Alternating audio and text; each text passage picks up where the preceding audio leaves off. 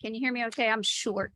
My name's Kathleen Yost, and I'm part of the Library Guild, but I've recently joined the Scholars Guild as kind of a liaison. This is the first of our joint sponsored talks. And our bailiwick in the Library Guild is local authors. And Todd Harra has given a talk for the Library Guild 2019, I believe. And at that time, at the end of his talk, he was telling us that he was working on a book. I think you just signed a contract with a publisher about the history of funerals in America. And I thought, oh, we got to bring him back. His book is finished, and I think it was 2022. It was just 2022, I believe. It just came out. I saw a big display at Barnes and Noble with your book. And Todd, he works for the family business McCreary and Harra Funeral Homes. I'm sure you've all heard of that. And I'm just taking this from your website. Todd went to Elon University, the American Academy McAllister Institute of Funeral Services. And he is a funeral director, embalmer, post-mortem reconstructionist, and cremationist, as well as a writer. And I find it very interesting that there seems to be a not super uncommon tradition of funeral directors and undertakers being writers. The first one I ever heard of was Thomas Lynch, who's a poet. He's a pretty famous poet who's written essays. Anyway, so Todd is in that tradition, and he is the co-author of 2 books. I think both of them are here in paperback. And they're collections of stories, if I'm correct, true stories, poignant stories, and also humorous stories. Todd and other undertakers. I mean, obviously, being in his line of work, stories abound, right? And he's also the author. He doesn't have these books with us, but you can buy them on Amazon. 2 murder mysteries featuring an undertaker as the detective. And they're actually really well written. Grave Matters and Patient Zero, the second one. And he also, as I said, his latest book is Last Rites, The Evolution of the American Funeral. I haven't read it yet, but I read the chapter headings and I'm real excited to read it. And I just want to introduce Todd. He's going to talk about the first chapter of the book to kind of whet your appetite for the book. And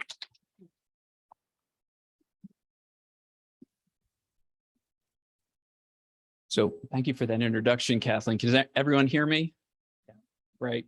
So as Kathleen said, my name's Todd. I'm the funeral director here in Wilmington.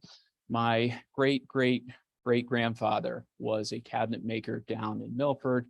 And as such, he was also the town's undertaker. So my family has been doing this for a long time, since before the Civil War. You know what they say about the Irish, you're either an undertaker or a cop. So here I am. But this evening, I'm going to talk to you about chapter 1 of my new book, and it's about Lincoln's funeral and how it set the template for the traditional American funeral. So before we get to Lincoln's funeral, we do need to rewind a little bit.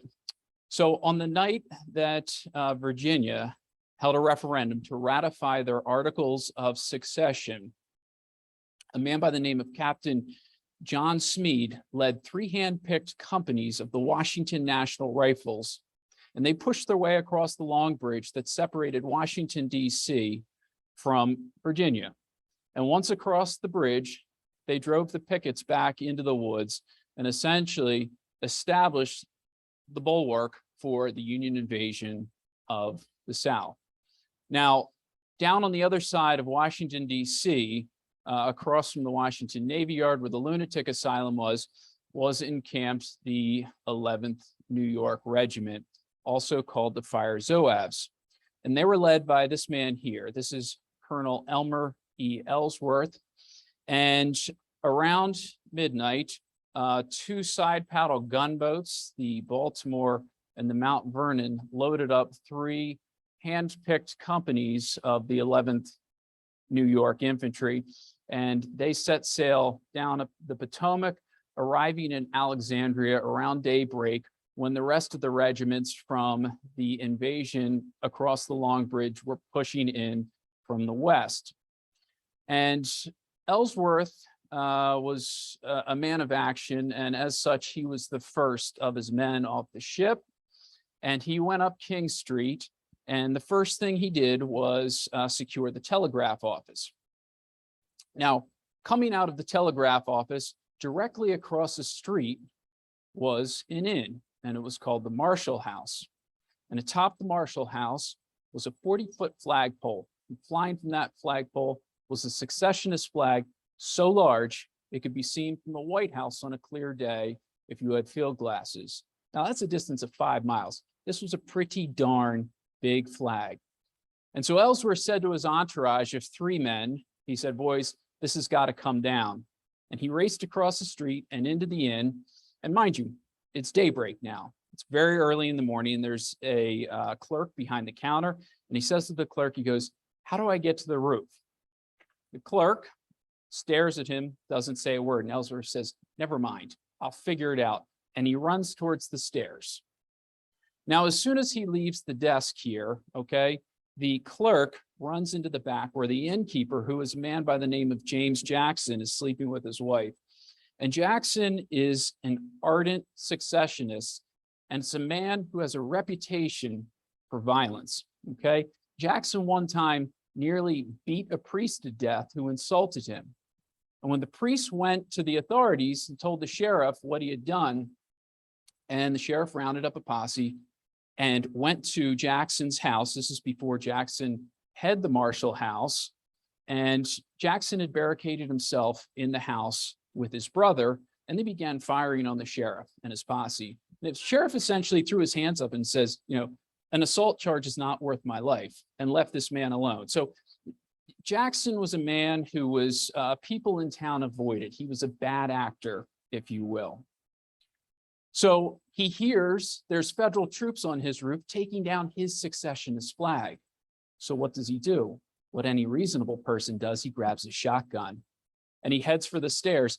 And as he's coming up the stairs with his double-barrel shotgun, Ellsworth is coming down the stairs. And he has Jackson's secessionist flag draped around him like a cape. And his plan was, when he got out onto the street, he was going to tear this flag up and give it to the 3 companies of men that accompanied him as souvenirs of the day.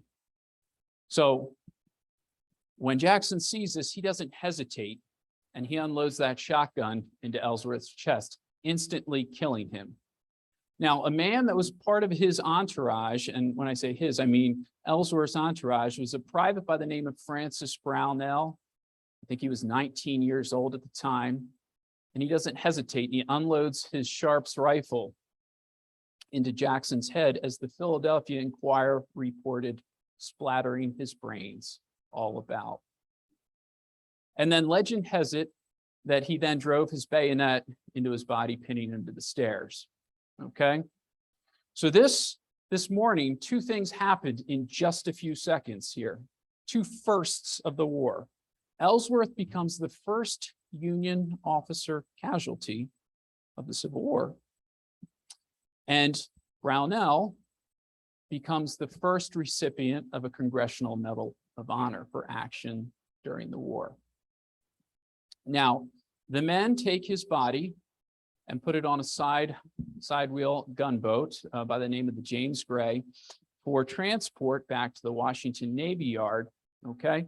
But long before it gets there, word reaches Washington via the secure telegraph office that Ellsworth has secured. And Ellsworth, as it turns out, was a good friend of President Lincoln's. He was Lincoln's law clerk in Springfield. And he also had a reputation as a brilliant military strategist.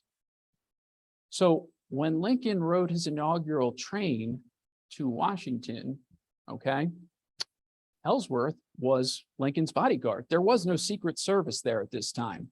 So he was essentially Lincoln's private security guard at this time. So Lincoln, the president, was notified immediately of Ellsworth's demise, and word spread like wildfire through Washington. So word reached this Brooklyn physician who had come to Washington to offer his unique skill set. He knew how to anatomically preserve the dead.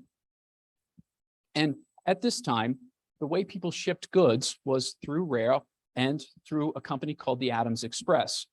And the Adams Express would only ship human remains if they were enclosed in a sealed metallic coffin, okay, or they were preserved.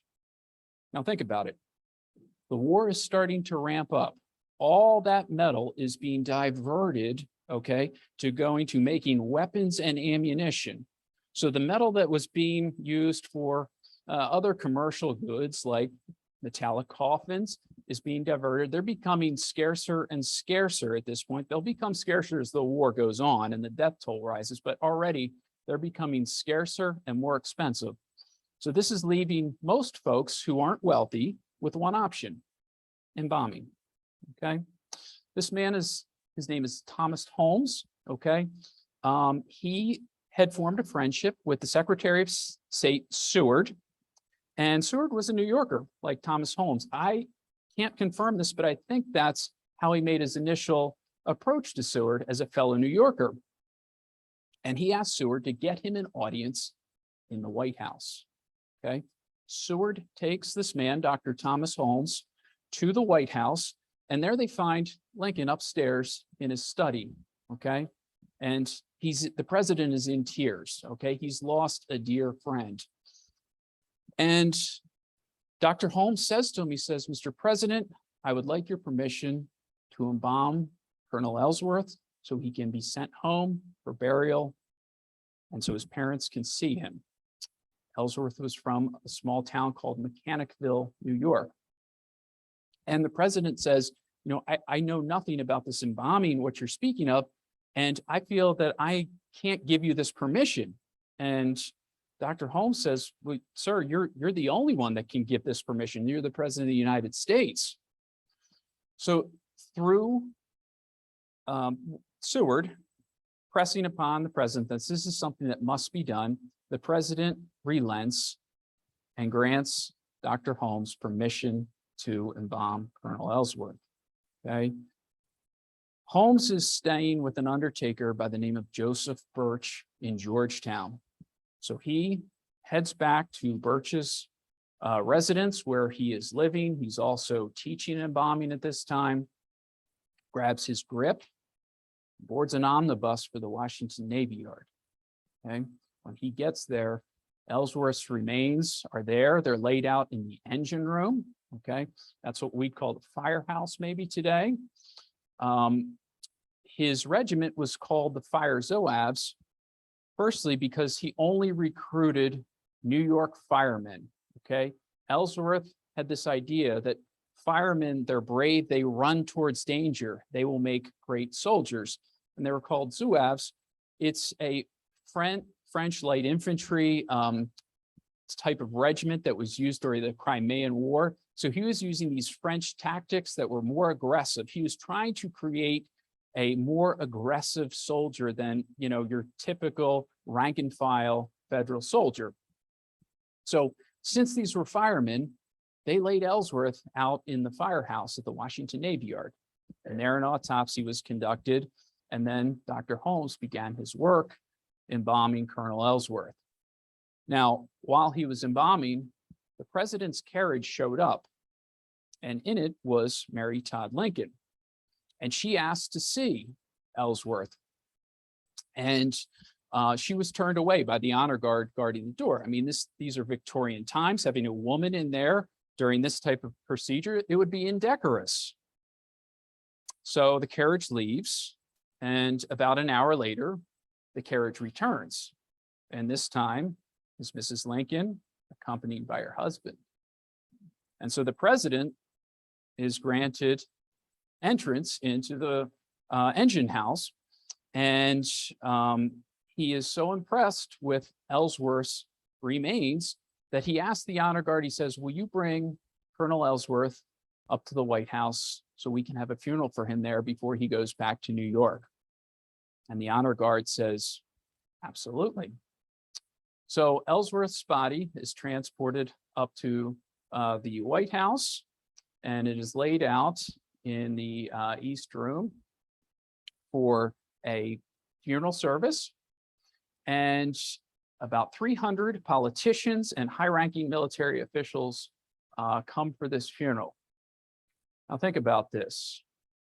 Until now, somebody suffering a shotgun blast to the chest, decomposition would have set in probably within hours, okay?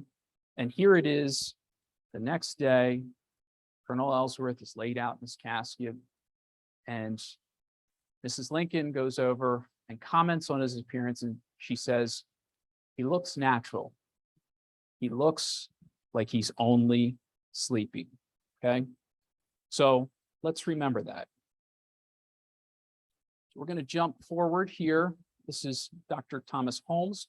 By the war's end, Dr. Holmes has embalmed 4,028 soldiers and officers. That's a blistering pace of 2.7 cases per day for every single day of the war.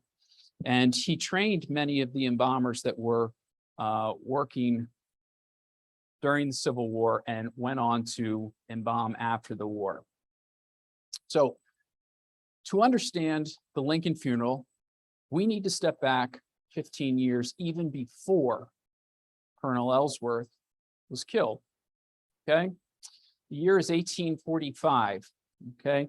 This is Jean-Nicolas Ganal and Jean-Pierre Souquet. Now, Ganal, he wrote the first embalming textbook. It was published, I want to say, in 1836 in French. He was a Frenchman, so it was published in French. A Philadelphia doctor by the name of Richard Harlan was over there studying disease control and was so enamored with this book and his anatomical techniques that he actually came back to America and translated Ganal's textbook into English, okay? Nobody bought the book. Nobody cared, okay? Who cares about tissue preservation? A few doctors might have bought the book. It was probably stocked in medical schools, but this book certainly didn't make the New York Times bestseller list when it was published in America. Now, Ganal was kind of the top banana of embalming, if you will. He had essentially pioneered the technique of embalming. He wrote the textbook on it. So when a doctor by the name of Souquet came and challenged him with a different formula, they entered into a little grisly competition where they each embalmed a cadaver in front of a medical board. Okay, Ganal, he would use aluminum acetate and aluminum sulfate. So aluminum salts were typically what he would use to embalm, and Souquet used zinc chloride. And there was also another man by the name of Dupree who used sulfurous gases to embalm. So the three of them, they each embalmed the body, they buried it, and after 14 months, the bodies were dug up. Souquet's was the only one that showed no signs of decomposition, okay? Souquet hired a lawyer who traveled to America and did embalming demonstrations with his embalming methodology, okay? A dentist by the name of Dr. Charles Brown, okay, essentially licensed the right to practice his type of embalming and use his formulary, this zinc chloride, all right? You say, Todd, what does that have to do with President Lincoln? So let's remember that, okay? We're gonna put a pin in that, and then we're gonna move back to the Civil War. This is Richard Burr, okay? He was one of the other embalming surgeons working during the war. The Museum of Civil War Medicine believes that this picture, this is a Matthew Brady photo, was taken at Gettysburg. This is a very iconic photograph. All right. Embalming at the start of the war was about $25 for an enlisted man, about $50 for an officer. By the war's end, that had crept up to about $30 and $80 respectively. Honestly, it was what the market could bear. If an embalmer got a flag officer, they were likely going to charge $100 or more. Really, the rank depended on how much they could get for a case. The one here on the left, this is Dr. Bennell's embalming tent at Fredericksburg. And then here on the right, this is Dr. Chamberlain and Lyford's embalming tent at Camp Letterman at Gettysburg. Interestingly enough, those two gentlemen in the coffin, those are live soldiers that had the exciting prospect of having their picture made. They are models, okay? The soldier on the table is not a model. So let's go back to what the president's wife had on her mind when she saw Ellsworth. He's only natural. He looks like he's sleeping. So 9 months after Ellsworth was killed, calamity rocked the White House, and their son, William Wallace Willie Lincoln, died of typhoid fever. Okay. So the Lincolns chose to have their child embalmed. This was an unusual thing to do at that time.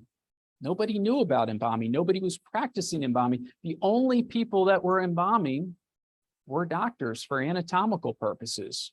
Okay, so this is an early case of embalming being used for funereal purposes. And Willie, he was laid out in the green room, okay, in a metallic coffin. Now, this is a Fisk mummiform coffin. This is one of the ceiling coffins I had mentioned earlier. This actually worked. These were first patented in the late 1840s. By the time that Willie died, it would have been more of a shape that you'd recognize today. There was two manufacturers. One would have been Crane and Breed in Cincinnati. The other was the W.M. Raymond Company in Queens, New York. Now, I cannot prove this, but I strongly suspect that Willie was buried in a W.M. Raymond model. Why? Because Senator Daniel Wood, who was a good friend of President Lincoln's, had a silent interest in that company. So it just fits the reason that if you're friends with the president and one of his family members dies, that family member is probably going to go in your coffin. So those W.M. Raymond, their predecessor was this Fisk model here. And I could not find a good picture of one of those models from the Civil War. So I thought this would be a nice approximation. Willie was temporarily interred in Oak Hill Cemetery in Washington in a family crypt. William Carroll was a Supreme Court clerk, and he loaned the Lincoln family this crypt because the plan all along was for Willie to be taken back to Springfield, okay, at the end of the president's term. Now, it is documented that the president visited his son's crypt on numerous occasions, but on at least 2 occasions, he had the coffin pulled out and opened so he could view his son, okay? Now, let's fast forward again, okay? We all know what happened on Good Friday, 1865 at Ford's Theater. So the following morning at 7:22, of course, the president expired across the street from Ford's Theater at the Peterson House. And this man here on the right, okay, this is Frank T. Sands. He was the government undertaker. So he had the contract for any government official that died in Washington City, all right? And he was summoned to the Peterson House to oversee the president's transfer from there back to the White House. Now, here on the left is an advertisement for the firm of Harvey and Marr. They provided a wooden coffin, like a very simple pine coffin, for the transfer from the Peterson House back to the White House. Now, why were they selected? Proximity, okay? Their coffin shop backed up to the alley that Ford's Theater shared with them. Okay, so I think, I can't prove, but I think they were chosen just from their proximity to provide this transfer receptacle back to the White House. Now, once back at the White House, an autopsy was conducted in the upper northwest corner of the White House. It's called the Prince of Wales room. Okay, there was 9 physicians in attendance, including the president's personal physician, Robert King Stone, and the Surgeon General, Joseph K. Barnes.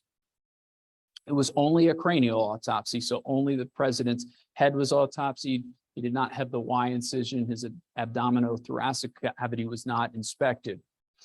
And after the autopsy, the cranial autopsy, Frank Sands called for the embalmer. Okay.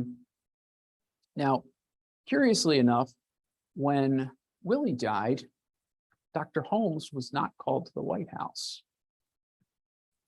The firm of Brown and Alexander was called. Now, I have never been able to prove this, but I strongly suspect that Dr. Holmes was out in the field.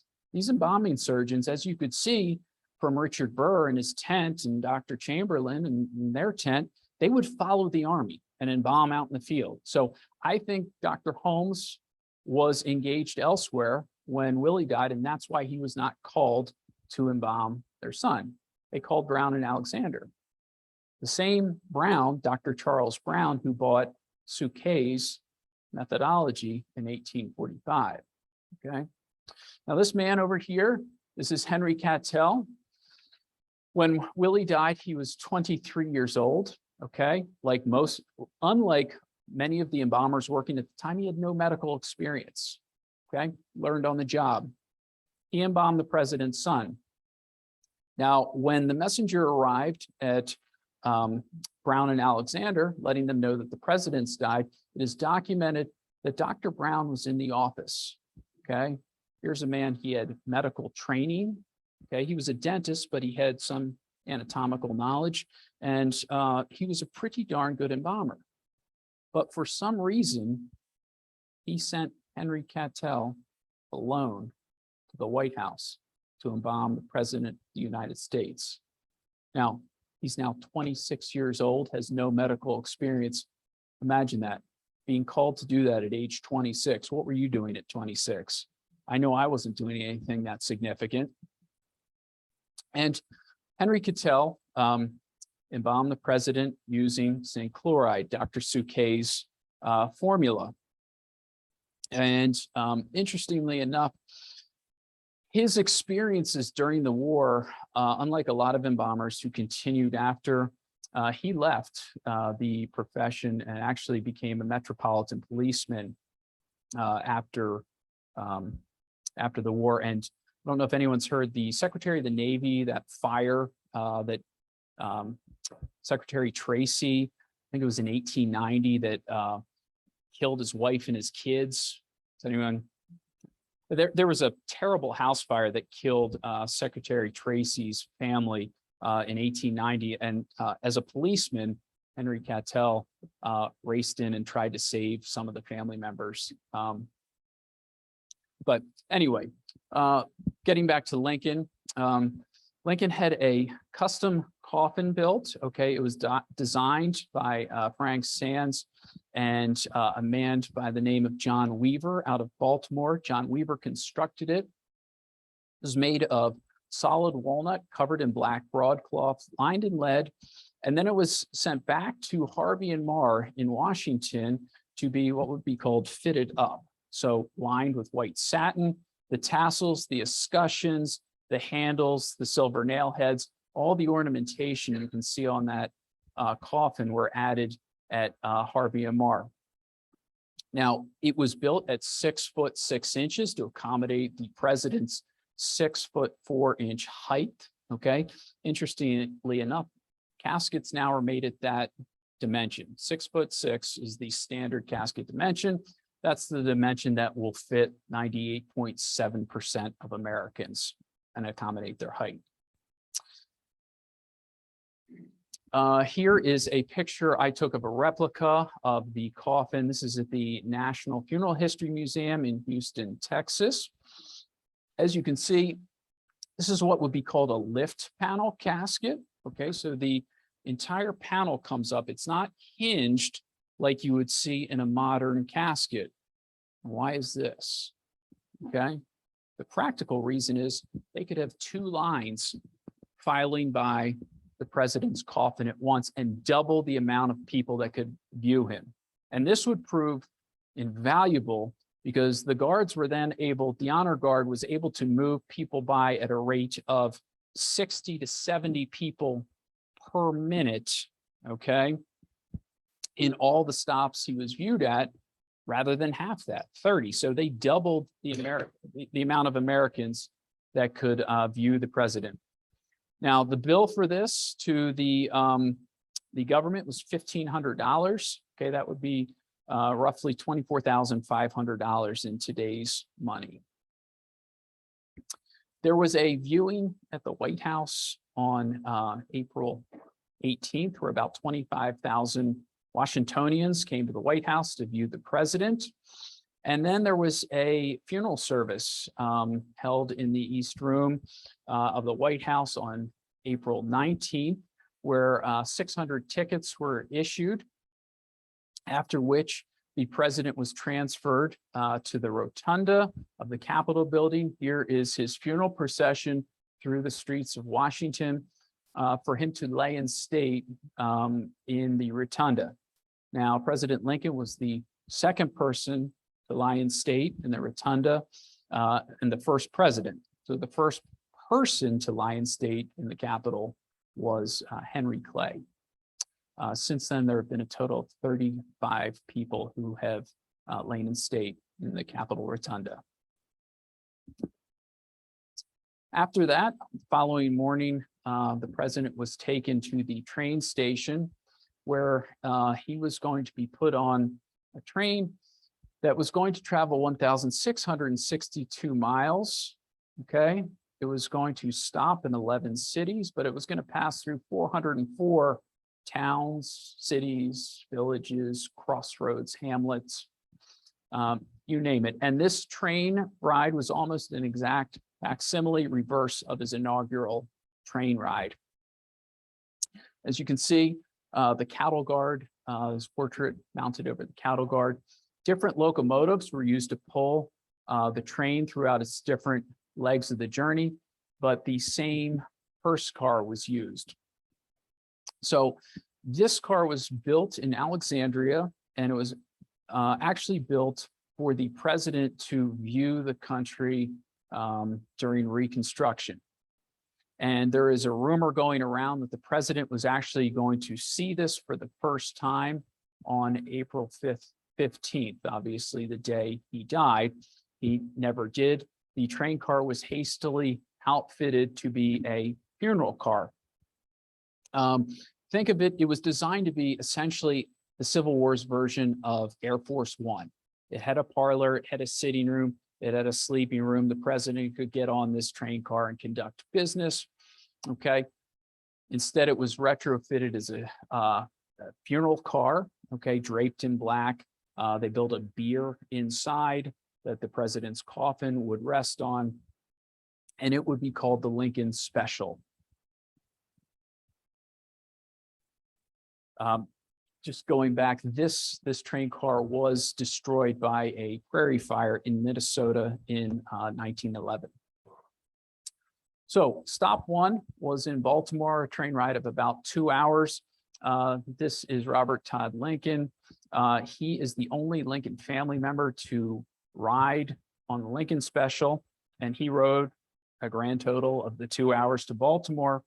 He would get off and eventually meet the funeral party back in Springfield, but there was no other Lincoln family members that rode on the train at all. Now, in Baltimore, he was taken to the Exchange building, and this was the shortest stop. His coffin was opened, and it was viewed for an hour and a half. So roughly 7,000, 8,000, estimates vary, people viewed Lincoln in Baltimore, and then it was sealed back up. Next stop was Harrisburg, okay? The train car was met there with torrential downpours. Despite that, they still took him to the Capitol building where he was viewed. And then the next day, the train made a stop in Lancaster. His remains were not offloaded, but his predecessor, James Buchanan, was in attendance in the crowd there at Lancaster. From there, the train made its way to Philadelphia. Okay, stop number 3. Now, I have these 2 pictures up here. They are not taken in Philadelphia. This one was actually taken in Columbus, Ohio, and this one's in Michigan City, Indiana. But I have those up there for a reason, because they show the grand floral displays that were displayed throughout the Lincoln's obsequies. It was said that people, as the train approached Philadelphia, threw so many flowers into the track of the Lincoln funeral train that the train almost stalled. I mean, think about that. How heavy and big a train is, how many flowers it would take to make a vehicle that size stall. But this is a way that people, Americans, could mourn publicly and show their solidarity and do something to be part of this national outpouring of grief. They could show it by floral displays. Here in Michigan City, these huge pillars around the train station and these floral displays up there, the newspaper reported that these were taken from hundreds of personal gardens to make these grand floral displays. So flower offerings at funerals were nothing new. They've been happening for thousands of years prior to the Lincoln funeral, but where this changed is we're going from simple bouquets picked in somebody's garden, handed out, bunches taken. And a lot of times there was kind of the practical purpose that they would mask the odor. Obviously, before Lincoln's funeral, embalming was not practiced. Well, now we start seeing these grand floral displays, and some of them are what would be called set pieces. So flowers arranged to look like something else. So during Lincoln's funeral, we see these grand set pieces, flowers arranged to look like an American flag or a giant star or something else patriotic, an eagle. And these really kind of took hold after the Lincoln funeral. And through Victorian times, we see this continued, and it's still something done today, these grand floral offerings, but we really see this take off as a direct result of President Lincoln's funeral. Now, at Philadelphia, the services were handled by an undertaker by the name of E.S. Early, okay? And at each stop, the undertaker, at almost each stop, the undertaker would construct a custom-built hearse for the president. So this is the one that Early built here, okay? He charged the city $4,000 to construct this hearse. That would be about $73,000 in today's money, all right? So the president was transported from the train station. He was taken to Independence Hall, where he was laid out in the assembly room with his head symbolically pointing towards the Liberty Bell, okay? There, he was viewed for 21 hours. It's estimated that 150,000 folks came to view the president. From there, the next stop was New York City, but the president, in order to get to New York, he needed to be put onto a ferry to cross the Hudson. So he was taken up to the Jersey City ferry terminal, where he was loaded on this ferry. Now, I have this clock here because at almost every stop, whether it be a train station or the ferry terminal, they had stopped the clock at the hour of the president's death, 7:22. Now, I could not find a picture that had the clock at 7:22, so this was pretty close, 8:30. And this was a Victorian superstition that you stop the clock at the exact minute of somebody's death, because the spirits could not be bothered with time. They were bothered with time. They could not pass on into, the next, wherever they were going. And this was done in people's houses as well. When somebody died, you stop the clocks in the house of the exact minute and hour of when they died. Now, once the Lincoln special across the Hudson. It was landed at the DeBrosses Street Station, where it was met by the undertaker Peter Relia. Now, Peter was what we would call a sexton undertaker, okay? He dug the graves and he tolled the bells at the Willett Street Methodist Episcopal Church. His father had had the job before him. And as the sexton of the church cemetery, people would also call him because he knew how to get people into the ground. So just as a function of his vocation, he also buried people. And this is most people, my great-great-great-grandfather, he was a cabinet maker. People called him because he knew how to build coffins. This is how it was before the Civil War. So Peter was also a carpenter, all right? And on the morning of April 21st, a committee of aldermen came to him and said, we've selected you to be the undertaker for the president. So he essentially had 3 days to build the grandest hearse, basically known to man. The alderman said, we want the biggest and best thing you can build. Peter accepted the charge and hired 60 people. They worked around the clock for the next 3 days to build this monstrosity here, okay? It was 14 feet long, 8 feet wide, and 15 feet high, had to be pulled by 16 horses, okay? He charged the city a whopping $9,000 for this hearse, okay? That would be $163,000 in today's money. This hearse was used one time for President Lincoln, okay? Now, I want to point this out. I always thought this was interesting. This is a business card from Peter. He moved to Brooklyn and continued undertaking after the war. But look at the date on this, April 26. I don't know if he got his dates confused or the printer messed up, but Lincoln's body left New York on the 25th. So I've always just thought that was an interesting kind of like little historical mystery. Why? I don't know. Once Lincoln's remains wound their way through the city of New York, they were taken to City Hall, where they were placed upstairs outside the governor's room. Okay. And this picture here, so this is the only known picture to exist of President Lincoln dead. And here at the foot end, this is Brigadier General E.D. Townsend. Here at the head end, this is Rear Admiral Charles Dewey. So they were part of the honor guard. They were in charge of guarding the president. And this photograph was taken shortly after he arrived in New York and was placed outside of the governor's room. And a photographer by the name of Jeremiah Gurney came and took this photograph. Now, word hit the papers the next day that this photograph had been taken, and the Secretary of War was furious. Mrs. Lincoln had a couple conditions for agreeing to this national funeral. One was no display be made of her son Willie. Two, her husband not be photographed. And here are two of his guys allowing the president to be photographed, okay? And it's in the newspapers. So he telegraphed these guys and said, all prints have to be destroyed. All negatives must be destroyed, or basically it's your career. You're in deep trouble.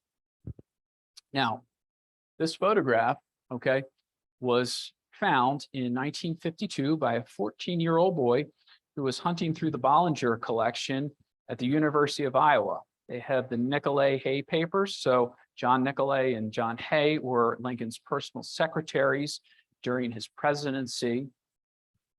And where do you think this photograph came from? Okay. The Secretary of War's son, Louis Stanton, gave it to John Nicolay, who bundled it up in his papers in 1887. And they made their way to this collection. So think about it. The Secretary of War was furious, but he couldn't bear to part with this photograph. So this is the only proven photograph of Lincoln dead. Now, Lincoln was on display for several, I'm going to say 20 hours in New York. Okay. The New York Herald estimated 150,000 people viewed his body. General John Dix, who is essentially the grand marshal of the funeral in New York City, estimated 100,000 people viewed his body. So I think the real number probably lies somewhere in between 125,000 people. And these people would wait in line for hours, like we saw with the Queen recently. They would wait in line for hours, and a lot of them, they view the president and jump back in line to see if they could view him again. Now, the next stop, Albany, okay, Dr. Brown and Frank Sands had to meet with the press and essentially issue a press statement. Now, Sands and Brown were traveling with the body, and so they were in charge of, keeping up the president's appearance. They would touch it up before it was opened for public display at each stop. And the New York papers were not kind with how the president looked. In fact, they were, downright negative. So they had to issue this statement because they still had 6 stops after this, and they didn't want to essentially panic the American people that the president looked terrible. So this is the statement they issued, okay? And it's interesting that as the president made his way further west, the press coverage of his remains grew more and more favorable, okay? So I don't know if that says anything about Eastern attitudes or what, but finally, when he got to Chicago, the Tribune reported that no corpse in the world is better prepared according to appearance. So the press coverage of the president's remains got better. Now, on April 26th, the president's funeral was in Buffalo, okay, for their stop where they offloaded. And this is the same day John Wilkes Booth was killed. And I just wanted to add this. I am not a conspiracy theorist, but I saw this at the Funeral History Museum in Houston. I was fascinated by it. Okay, so John Wilkes Booth was killed, and Secretary of War Stanton ordered Alexander Gardner to photograph his body.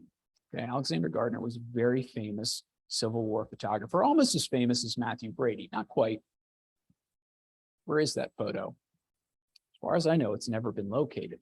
Okay, but in the museum, they have this book here, Secret Service book, and I thought the card was interesting. And I was getting a private tour of the museum, but they still wouldn't let me see the contents of the book. But apparently, supposedly, this Secret Service book has some information showing that Booth was never captured or killed. So I'm not saying he wasn't, but I just thought it was a very, very interesting piece to the Lincoln puzzle. All right, so fast forward to the stop in Cleveland. And this stop, I think, is interesting because this is the only stop where the city officials thought ahead and thought, how can we maximize the number of people that can see the president? So they erected this outside kind of Chinese pagoda to have the president's remains so they could, the other places, they're in, City Hall or Independence Hall, places where there's a lot of steps and hallways, and they've got to marshal people through here. Here, they had a straight line in and a straight line out. They could really funnel the people through. And even leading up to the event, the newspapers would publish instructions to ladies not to put hoops in your skirts so they could really pack the people together and get them through to see the president.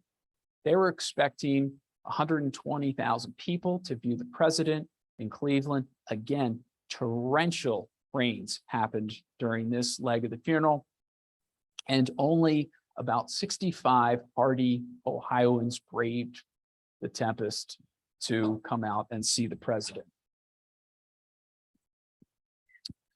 In the interest of time, I'm going to skip forward again. Stop 10, Chicago, another interesting stop.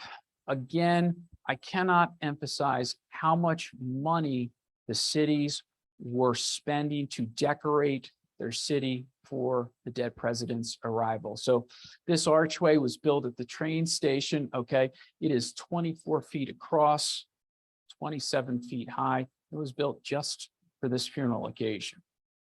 This hearse here, and this, by the way, is a drawing based off this photograph. So you couldn't see the eagle here in this picture. That's why I put the drawing in so you could see it.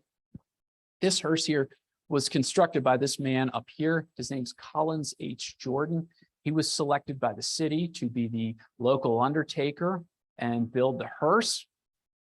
And this is an eagle that was shot over Michigan and taxidermied and put on top of the hearse. Again, just to kind of really drive home, how much money they were spending, to really show their love for the president and all these American symbols, a bald eagle, taxidermied. PETA would have their heads today, but back then that's how they were kind of showing they were honoring the president. Now, 40,000 people were part of the procession from the train station to the Cook County Courthouse where the president was laid out. Think about that. 40,000 people were part of the procession. It's a lot of people. Now, this funeral kind of, I would say, made Collins H. Jordan, like it did most undertakers at every stop. He became the white shoe undertaker of Chicago. And we see him do another big funeral about 30 years down the road in 1893 during the Chicago World's Fair. If you remember, their mayor was killed, assassinated. Carter Harrison was shot in his home by a madman. And instead of having the closing ceremonies for the Chicago's World's Fair, they had the mayor's funeral. And Collins Jordan did that funeral as well. In Chicago, his remains were on display for 26 hours. They think that 125,000 people viewed him during that time. So after Chicago, stop 11 was the last stop, his hometown of Springfield. This is the only known photograph to exist of the hearse used for Lincoln in Springfield. And this is one of the few hearses, aside from the Washington, D.C. hearse, that was not custom built for the occasion. All right. Springfield, smaller municipality than, say, Chicago, right? So they decorated their town for the president's arrival and then thought, oops, we've run out of money. We don't have a hearse. Thankfully, the mayor of St. Louis stepped in, came to their rescue, and offered to donate a hearse for the occasion. Okay. And there's a man by the name of Jesse Arden who had a livery service in St. Louis. And this was his finest hearse. It had been used for a governor prior to Lincoln, and it was used for special occasions. And back in this time, the number of plumes on the top of the hearse would indicate the person's status. Okay. 8 would be the most. So for a president, you're going to have 8 ostrich plumes on top of the hearse. All right. This hearse, this particular hearse, was actually made here in Philadelphia. It was made by the famed coach builder Billy Rogers.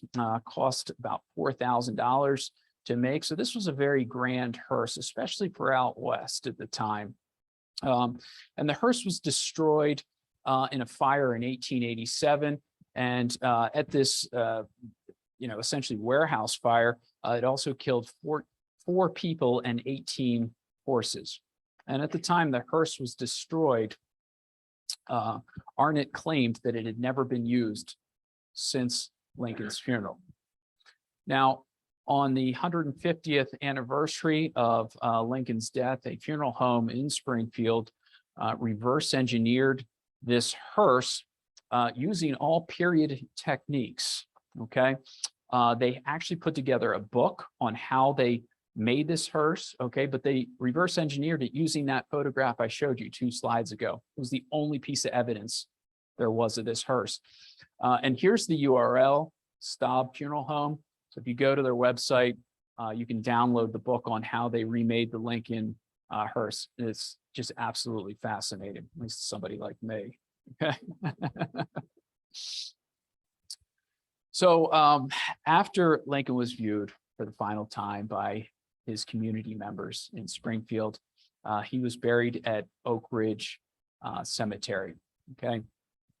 This was what was called a rural cemetery at the time. Okay, so America at the Civil War was just beginning to move away from burials in churchyards and town commons and private land into these corporate cemeteries that were called sacred and involatile tracts of land. So, you know, a place where you sell your land and you move, you no longer might not have the rights to go visit that grave anymore.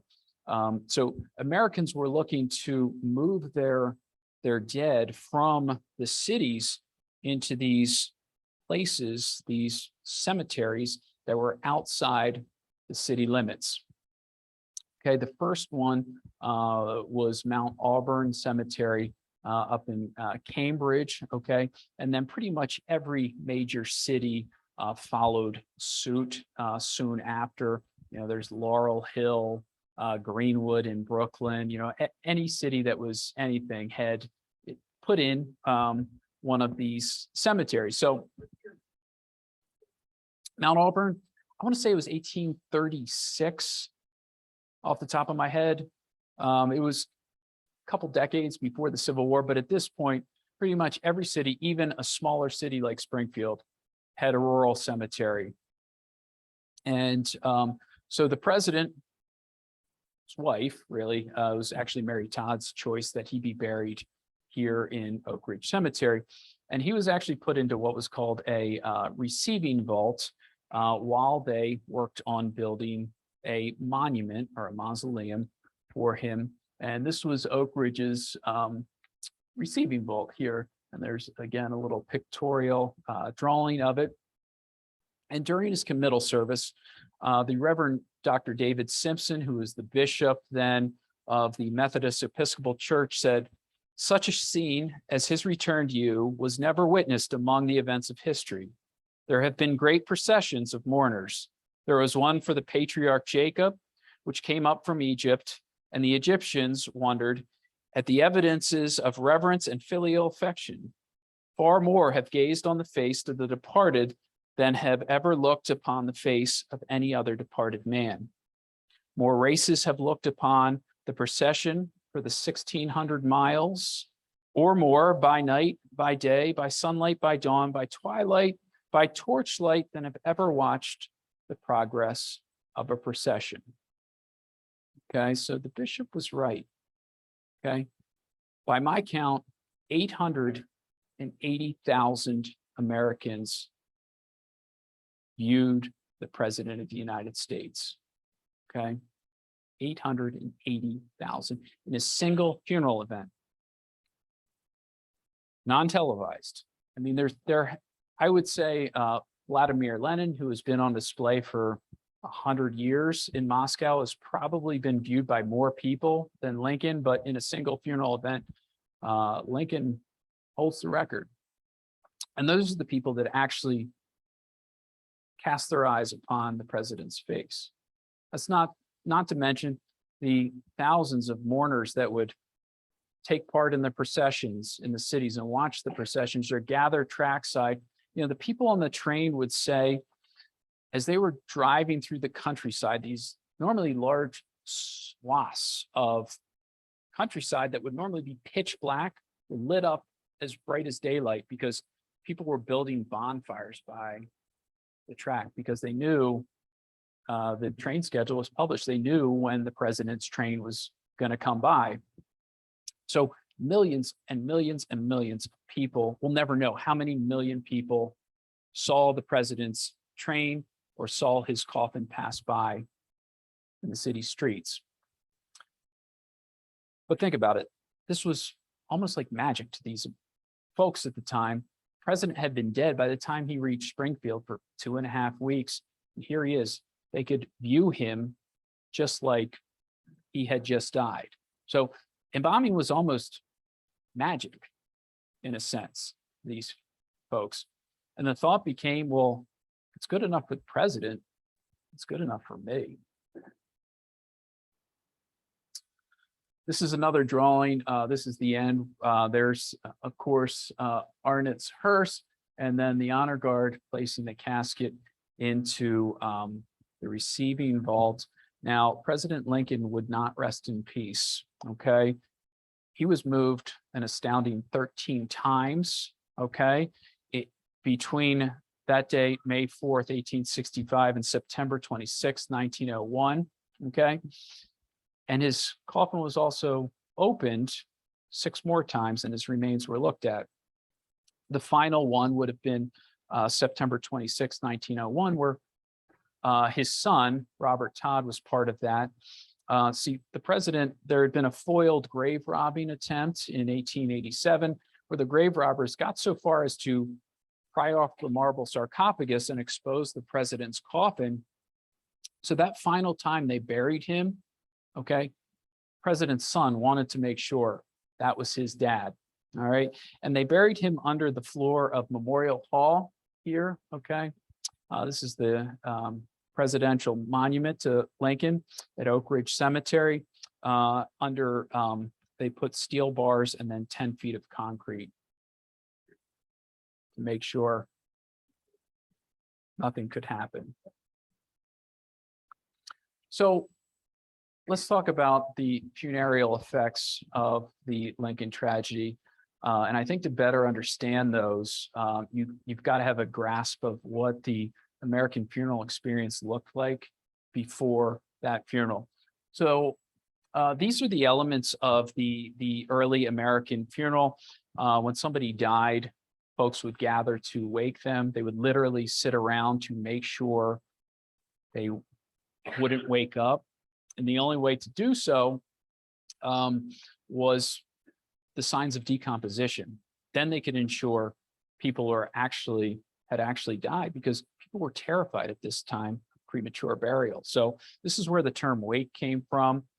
Family and friends would gather around to wait literally for decomposition to start. A family member would take a piece of knotted string down to the local cabinet maker, carpenter, to make a custom-built coffin. And then the townspeople would gather and carry the person to the grave. Bells would be tolled, the grave would be filled in, and then they would gather for a repast. Now, the funeral sermon was actually a later addition. So the early American funeral was based on the public directory for the worship of God, and it said no sermon should be said. So in early America, people were simply buried, and then folks went about their business. So the earliest evidence of a service was in 1687. It was for a pastor by the name of Elam Adams in Roxbury, Massachusetts. And his funeral sermon essentially consisted of the family gathering at the house to pray before they took him out to the grave. Now, funeral sermons started to take root. They weren't preached during the day of the service. They would be preached at Sunday service, typically the Sunday following the death or the Sunday after. The pastor would incorporate it into the typical Sunday service. And the other would be prayers at the grave. So this was something that was not part of the early American funeral. The first documented instance, or one of the early documented instances of this, was in 1717 for the funeral of Waitstill Winthrop. Famously, he was one of the colonial magistrates, part of the Salem witch trials. Okay, so I would say the early American funeral was marked by austerity, simplicity. Okay. After the Lincoln funeral, we see that change. Now, this is not something solely caused by the Lincoln funeral. We're starting to see a gradual change. Industrialization is taking place. There's so many things happening in America at this time, but the Lincoln funeral, I guess to use a chemistry analogy, would kind of be, the activation energy, or the thing that kind of pushed the funeral over.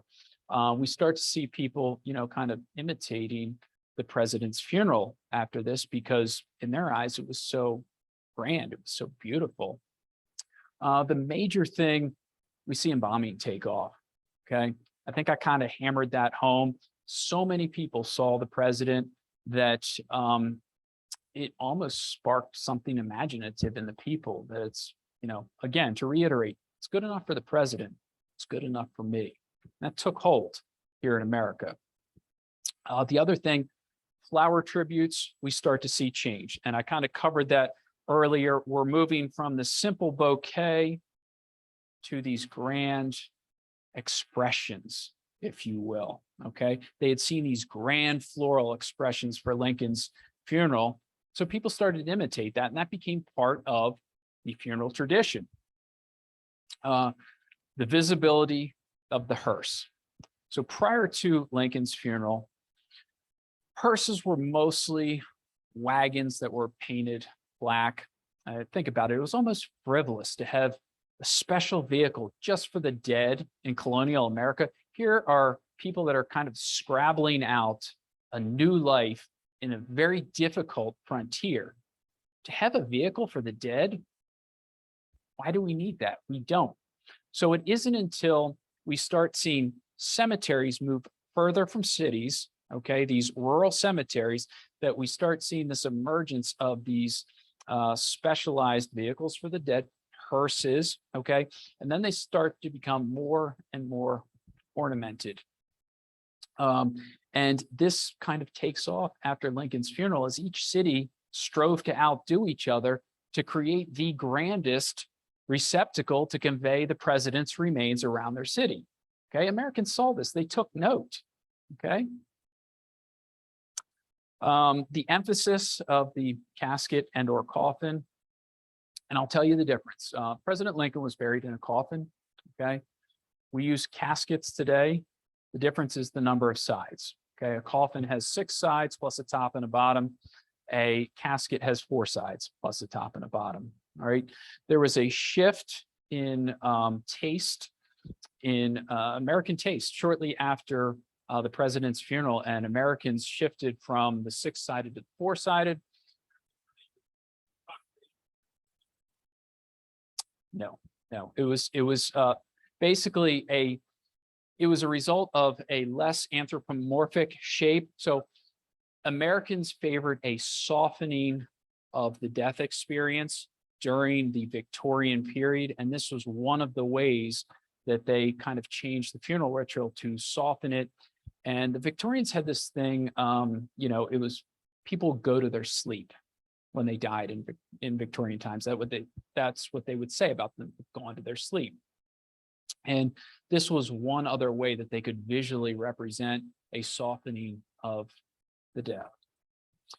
The president had this grand $24,500 coffin that was on these hearses that were 5-6 feet off the ground. So when they were paraded around these city streets, everyone could see the president's grand coffin.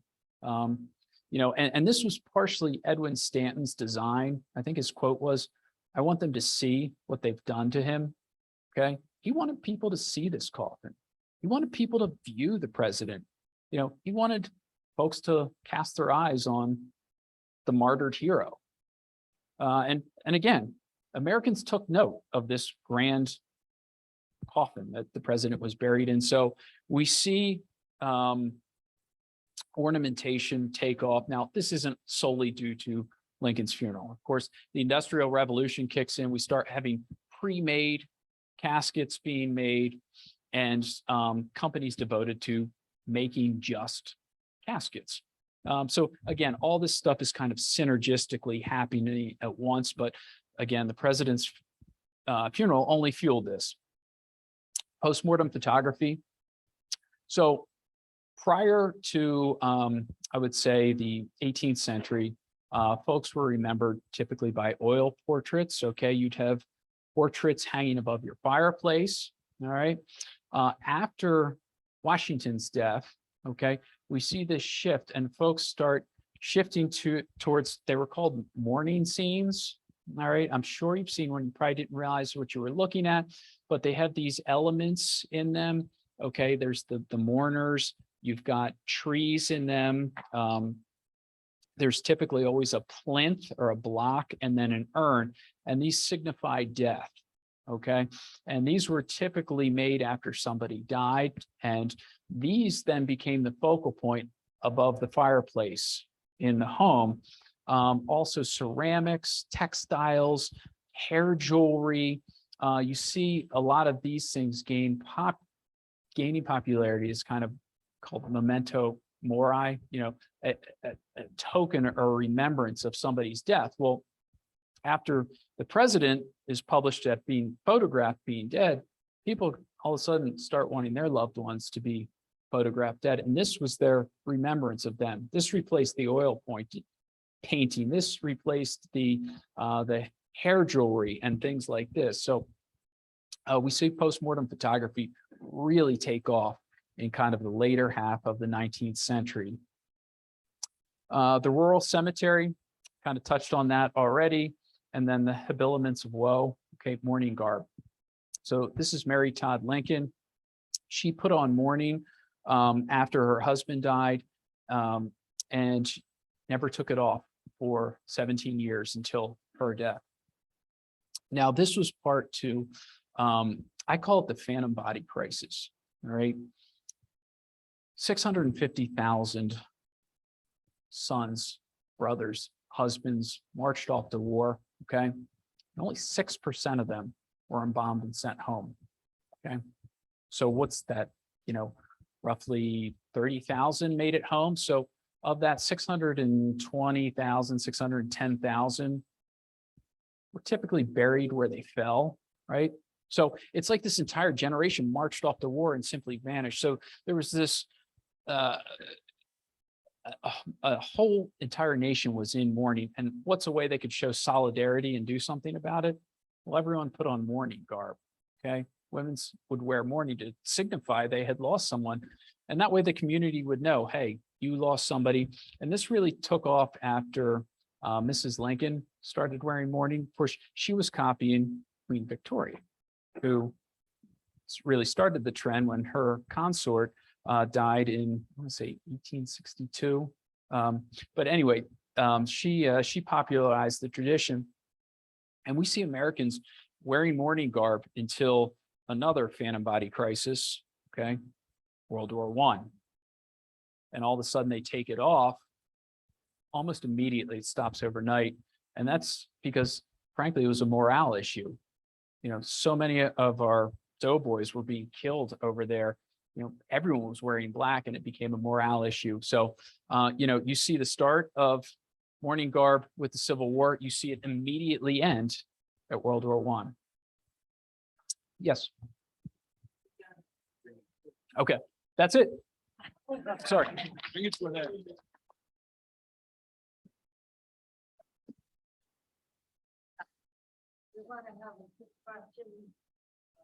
Sorry, I went so long. I get wound up. Yes, sir.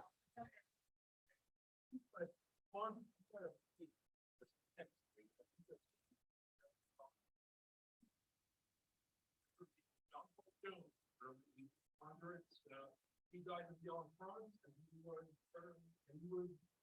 in a red casket, and they filled the casket with alcohol. Okay. Yeah. I'm interested in what happened from them. From there, they went to red chloride. Okay, so this gentleman asks about John Paul Jones, who was put in a lead casket with alcohol. What was used then? What is used now? During the Civil War, they were using alcohol, creosote. Okay, they were also using alkaline salts a lot.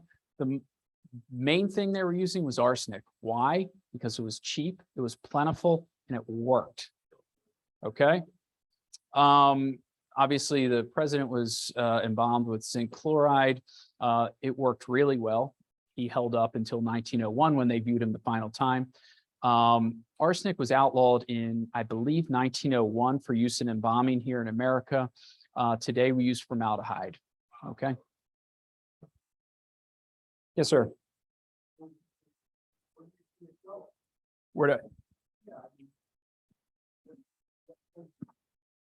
So this gentleman asked where I see it going. So there is actually a lot happening now. If you want to talk strictly disposition, there's different options. So the American disposition experience from the Civil War, well, actually before until I would say 1962, all right, when 63, when Jessica Mitford published her book, and that's when cremation took off. So before you had really one option, burial, okay?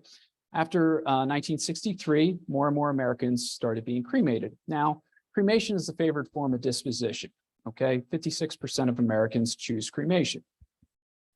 So there are now more forms of disposition in America. In certain states, alkaline hydrolysis is legal, okay? NOR, so natural organic reduction, is legal in 6 states, I think, now, okay? And I've even heard of this, it's theoretical, but it's called promession, okay? Freeze drying, that might be become a reality in the future. Now, not strictly speaking of disposition forms, where do I see funerals going? I think the next thing is the metaverse, okay? Virtual funerals, holograms, areas where, you know, you're sitting on your couch, I'm sitting on my couch, we're wearing VR goggles, and we go pay our respects to, you know, Mrs. Jones, you know, in some virtual world. So, you know, I think with the metaverse and digital memorialization, possibilities are almost endless.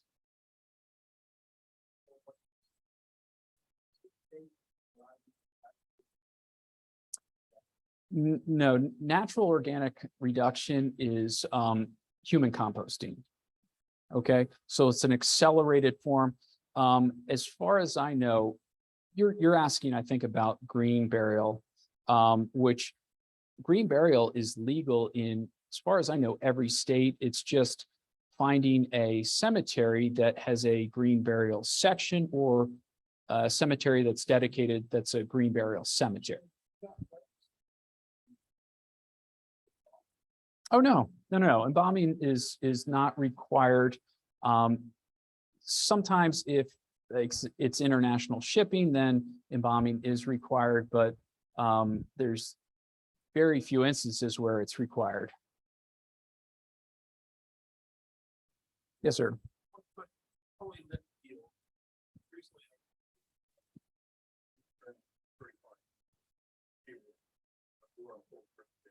I know people were putting stones,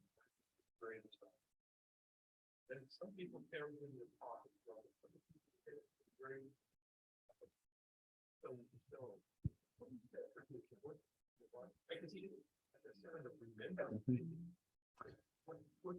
So the gentleman asked the tradition of placing stones on top of a cemetery monument, especially in the Jewish tradition.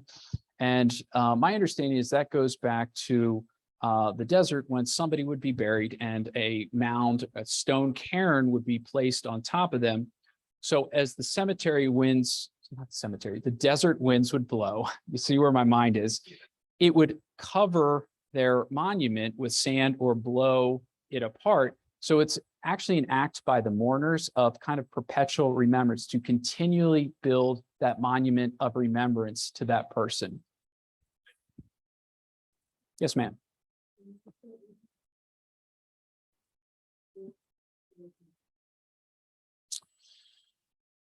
I want to say, and I've done the math too. I want to say the population. She asked what the population was in the United States in comparison to the number of people that saw the president, and I think the population of the United States was 30 million at that point.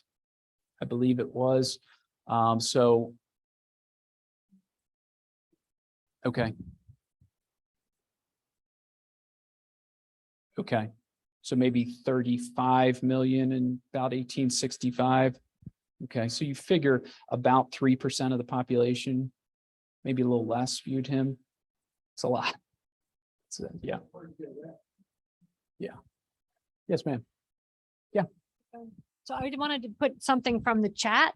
Someone wrote in, newspaper estimates of Henry George's funeral in 1897 said that 100,000 people came to view his body at Grand Central Palace, and many more were along the route of the procession to Brooklyn.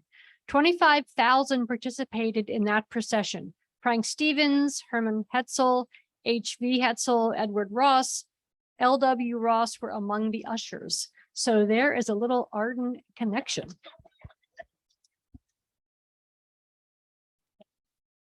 Yes. Absolutely. Because you gave this entire speech without any papers. Oh, thank you. Wonderful. Thank you. Thank you, everyone. Thanks for spending the evening with me. I'm sorry I went a little long. All right. Have a good evening. I appreciate your attention.